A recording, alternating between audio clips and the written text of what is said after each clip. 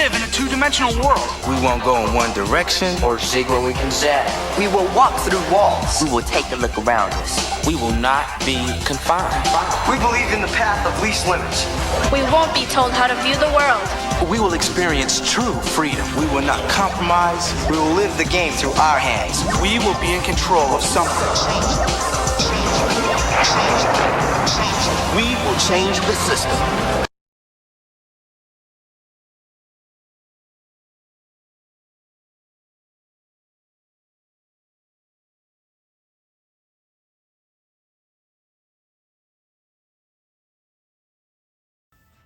I could never, in my wildest nightmare, have ever imagined the horrors that could plague even the most simple of life's enjoyments. The darkness that could invade any world, whether it be real or fictional. It all started the day when me and my girlfriend were talking about the video games that we used to play growing up, and games that we used to enjoy. Over the years of my childhood, I have collected several games penetrating us to several different consoles, but we both found the topic of Nintendo 64 might be the most fun. So that day, we decided to pick up one of my uncle's video game store and perhaps even pick one of the greatest Nintendo 64 titles, like Super Mario 64. Now, when we got there, it took some time, a lot of browsing, but we'd be able to find the game after about an hour or so in the several bins that he had placed throughout the store. The only copy he had it appeared, as well as that we have found an N64, the very last one that he had in stock, ironically. And the best part about it was he gave it to us for free. He told me that it had been brought and returned nearly 15 times since it came into his possession. And now he was just looking for someone to get rid of it. And he told me that, ironically, that the game was always returned as well, as they always seems to be brought together. He had heard that something was wrong with one or another, and that some people even went as far as to tell them that they were evil, made in hell, things like that. Seeming as how he only heard the story from 3 out of 15 customers, I brush it off as just some hysterical story told by people who decided they simply didn't want to keep the system, and an excuse, if you will, and gave him $20 for Super Mario 64. Cheap asshole gave me an N64 for free though. We went back home after being gone for about like an hour and a half. When I got home, I laid the system by my living room TV and started to rummaging through an old box where I kept all sorts of old games, ranging from the classic Atari games to the ever popular Dreamcast. It was usually sort of strange because in these boxes I found that I own every major consoles except for an N64. Well, until now, anyways. I pull out my box with all of the N64 games in it and begin digging through it. I found the games like The Legend of Zelda, Ocarina of Time, as well its sequel, Majora's Mask, the 2 Castlevania titles for the system itself, Castlevania 64, Legacy of Darkness, and so on. And then it was time to hook it up. After everything was set up, my girlfriend decided that she wanted to put in Super Mario 64 first. And after some efforts, the game was ready to go. It's me, Mario! It called out in an upbeat pitch. My girlfriend decided to mess with Mario's face a bit before finally pressing start. And on her personal controller, and the screen transitioned into a file select screen. And there are some files already on the game. In fact, all 4 slots were filled, each having to just started the game because there were no stars in any file. So we started deleting them after we deleted file 1. However, the game froze, and there was a deafening screech coming from the TV speakers, and it almost sounded like as if someone's trying to screaming from the game itself, My girlfriend turned off the system for about 5 seconds, and after a moment or so, she flipped it back on and we went back into the file select screen. Strangely enough, the file that we had deleted on file 1 was back. This time it had 6 stars, even though previously it had none. So, once more, she deleted it again and again. It made a loud screeching sound. This time, I would swear to God that it was louder than before, to a point where we both fell back while covering our ears. As I was closer to the plug than the system itself, I jerked it out of the wall. This time, before we bothered trying, I took the game out of the system and then took it into the kitchen. It turned out it was really dusty, which explains, at least to me, why the game was reacting the way it was, although it was still weird. After cleaning it up with a Q-tip, I took it back into the living room and handed it to her. She plugged into the console back into the wall. We were ready to go. By now it was getting dark out. There was no light in the room. We couldn't plug in our lamp because the system and the TV hook up at the outlet. So we were forced to play it in the dark. For me, something didn't feel right. Because for some reason I was filled with some sense of nervousness that I couldn't quite explain. I shook it off and turned on the system.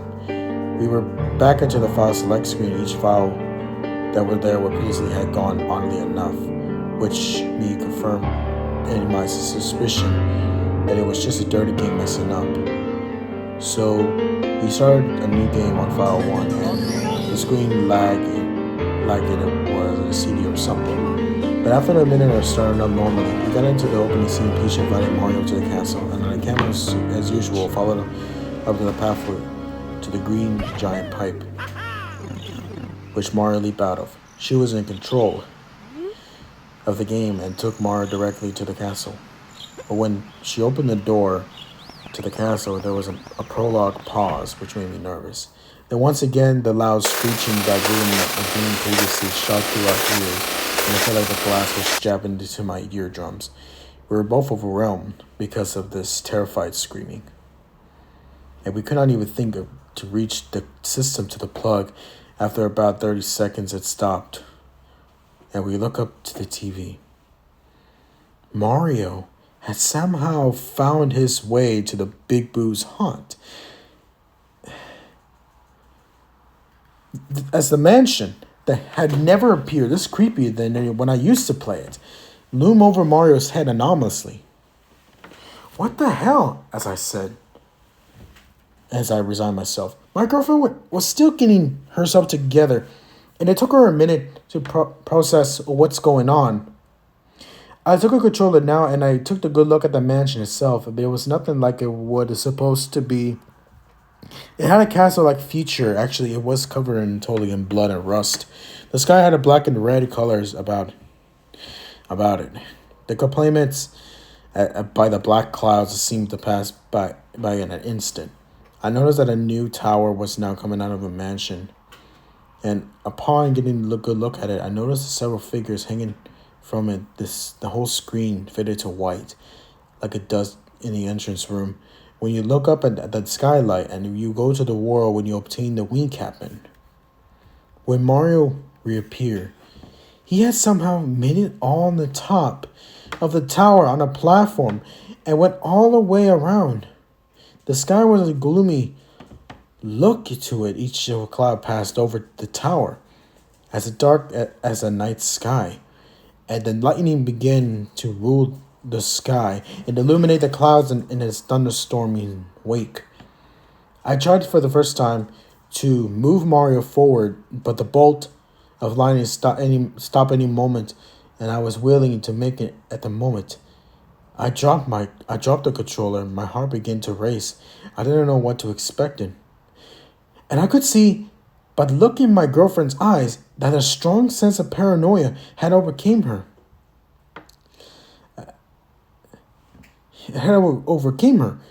But I consistently noticed her looking back behind us in the shadows that covered the room. With a hesitation, I took a controller in hand and moved Mario forward about a foot or so before something fell from the top of the screen and the camera zoomed in on it. It was depiction of Mario.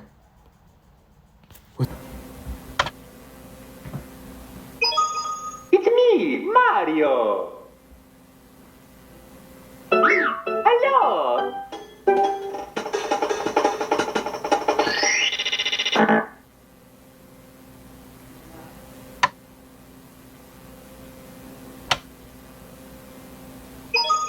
It's me.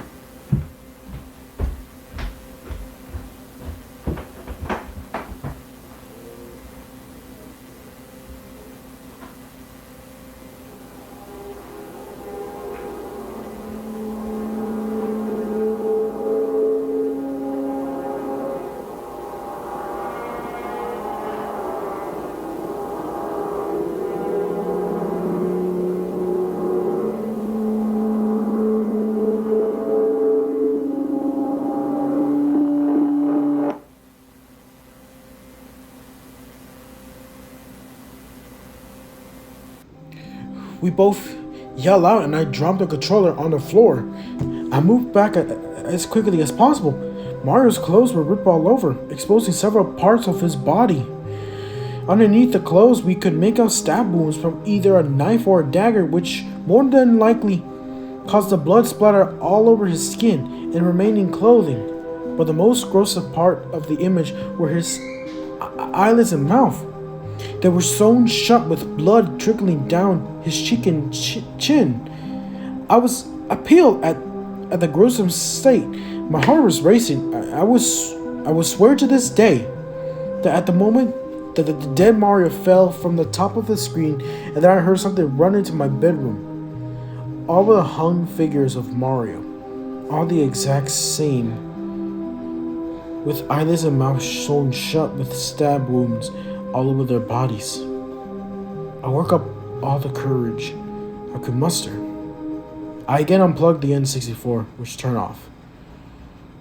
But not at the instant before the TV screen went black and the hung Mario face underneath his own lips was smirking at us. I didn't want to get up, not even turn on the lights. I wanted to remain in the exact same spot, sitting down, because at least there I felt somewhat safe. But for my girlfriend's sake, I plugged in the lamp and lit the room up. Everything was peaceful, perhaps a calm after the storm, and I took a deep breath and sat back down. I couldn't get that image out of my head, that smirk. I felt powerless as to what my mind wanted to remain on. I sat on the floor next to my girlfriend and hugged her. I picked her up and I took her to the bed. Who in hell would possibly make that game like that? It had to be a game. It had to be, hack? It's the only thing that made any sense to me. When I saw it in that game, I would defy as evil in its sickest form. Without a word between us, we lay in bed for what felt like hours before one of us finally broke the silence. She told me she wanted to get rid of that game as soon as possible. As it already late, I decided that it would be best if we waited until tomorrow. because I assured that my uncle's store was closed and GameStop didn't take games that old. So we stayed in the bed and agreed that we would not play the game again. But I couldn't get out of my head. Still, I want to know why. I wanted to know how this is done. Unfortunately, my curiosity got the better of me in the end. And after she has fallen asleep, I quietly got out of bed and went back into the living room. Plugged in the N64, and it didn't turn on. Didn't have to. The game started itself. The fucking game turned on by itself. I don't know how, but not only that, it picked off exactly where it left off. I was astounded by this because I have never seen a Nintendo 64 would do anything like that. Right then and there, I knew that there was more to this than I knew. What I had to know what. I was fascinated, drawn perhaps. I gotta go look around the tower. Despite being disgusted, I was morbidly fascinated by the entire scene. The paranoia it could convey was intriguing. After a few minutes of looking around, I pressed the pause button, and again the screen faded, and this time to black. It took me all the way back to the file select screen. All I found myself were more questions than answers. All the files were back again. The file one has 6 stars, while the others had none.